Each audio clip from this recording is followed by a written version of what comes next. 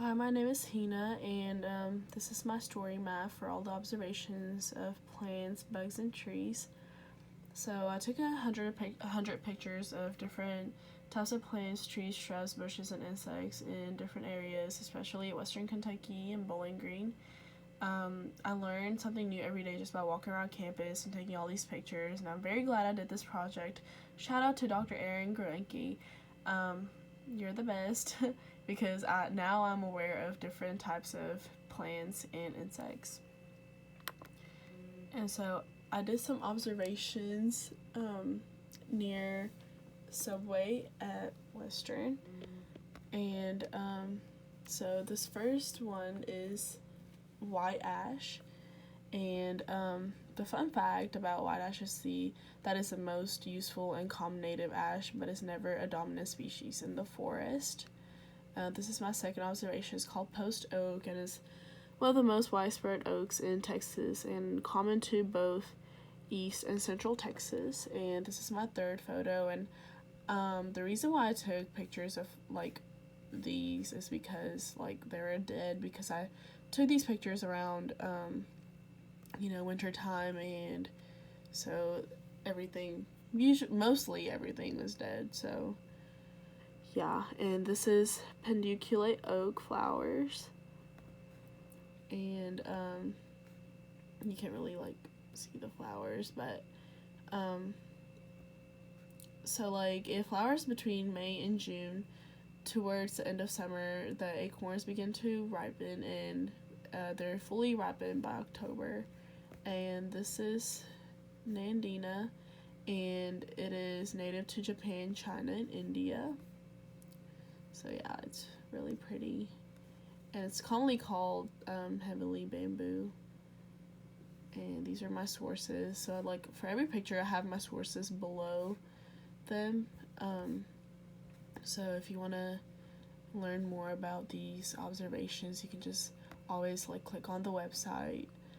And yeah, so this is my second tab, and it's observations near my house. I went home on the weekends, and I was like, I have to take pictures of all these different types of plants. And because I live in the middle of nowhere, so I have a lot of these at my place.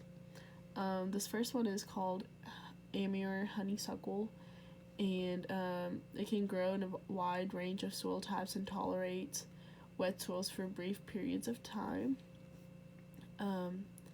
And these trees can be put to good use on the farm and city landscapes for hedges, screens, clumps, or even as specimen trees. These right here are henbit dead nettle, and they're often produced at cool times of year when there are no pollinators around. Yeah, and thus the plant saves its resources and ensures pollination. This right here is calorie pear. It is adapted to a wide variety of environmental conditions, including heavy clay soils, drought, heat, and pollution. And this is agaves and allies, and it's 1.5 times sweeter than sugar. So yeah, that's a fun fact.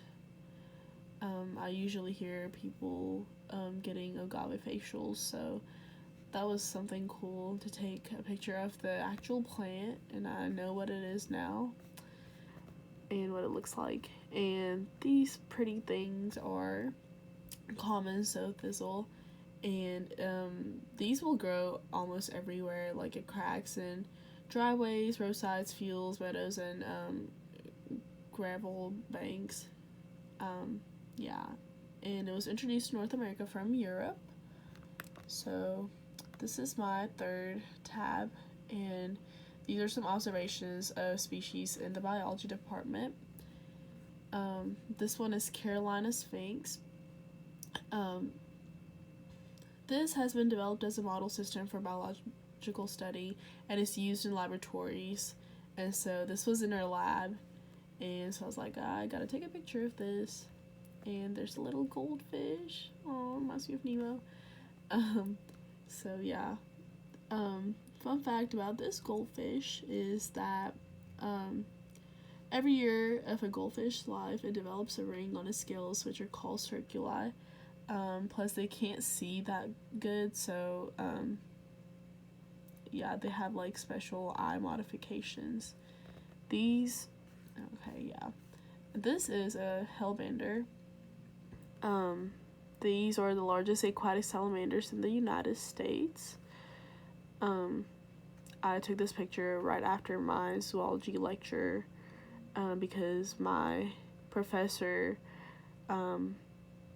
brought this thing to Ogden, and he was like, let's go to the basement in my office. And so yeah, like we had to, all of us went downstairs and like check this thing out. And this is a starfish from SpongeBob. Just kidding, it's not from SpongeBob. It's a common sea star. When they capture prey, they have tiny suction cups to grab a hold of their food. So that's a little fun fact. And this is a reddish brown stag beetle. And these can be up to 110 millimeters long if it's fully grown. And this pretty thing is southern dogface. They seek nectar sources among field grasses and prairie plants. So yeah, these are my observations near Snell. This is Rose of Sharon, and these plants produce large flowers from summer to fall, while being in a low maintenance plant. And these are tulips, and they can be divided into about 150 various species. Bedstraws, these can be found in swamps and along stream banks and shores throughout the world.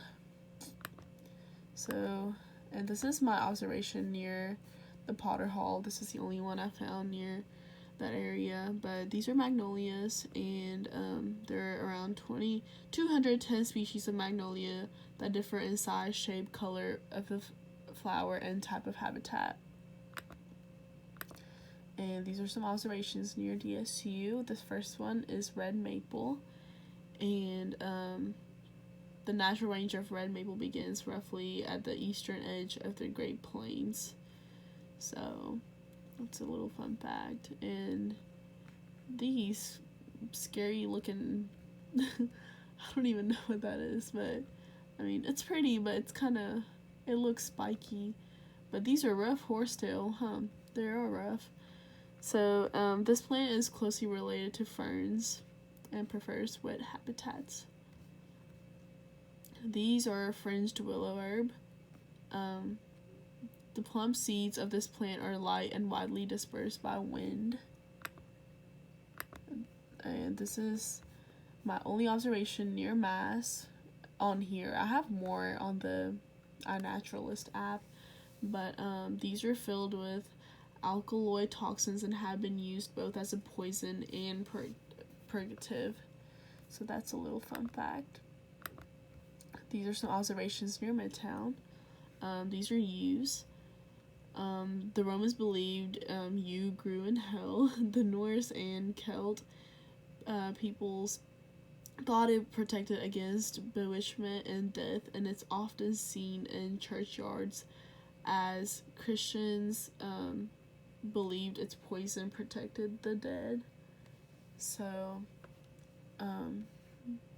yeah. This little plant, it's kind of, after I read that off the website, it kind of scared me because I was like, oh, wow. So yeah, this is the second observation, and it's cherry laurel. And the seeds and the tissues of both species contain dangerous glycosides. This is star magnolias, and now these are just different than regular magnolias, but yeah. And this last one here is Japanese knotweed, and this is immune to burning and rises from the ashes. This is Areca palm, and it's known as a cane-type palm because of the bamboo cane-looking stems once it's matured. And this was outside of Walmart. So, and last but not least, wild daffodil. I took this outside of Preston, and these develop from the bulb, which stores all the nutrients required for successful development of the stem and flowers. And yeah, all my sources are below all these pictures, so if you want to go check out all these observations and know more about them, you can just click on the link. And yeah, that was my story map. Thank you.